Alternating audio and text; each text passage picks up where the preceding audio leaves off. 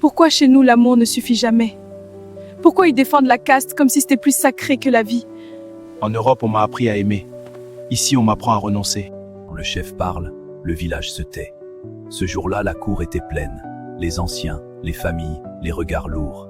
Et la décision tomba, froide comme la pierre. Le chef déclara: il n'y aura pas de mariage. Ici, les nobles ne se mélangent pas. Les castes ont des frontières. C'est ainsi que nos pères ont vécu, et ainsi que nous continuerons. Personne n'osa répondre. Même l'amour resta muet. Dans ce village, désobéir au chef, c'était disparaître. Quelques semaines plus tard, Moussa repartit. L'Europe l'appelait, mais son cœur restait ici. Aïssata, elle, resta. Les paroles devinrent des chaînes. On voulut décider de sa vie.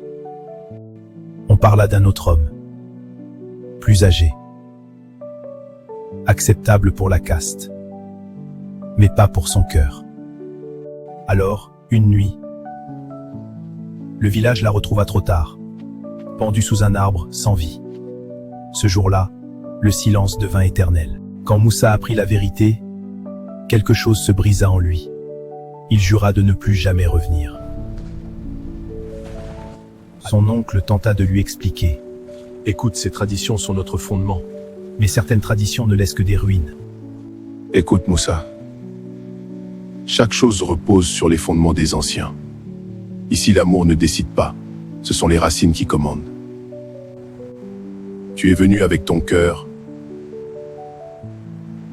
mais ce village vit avec ses chaînes.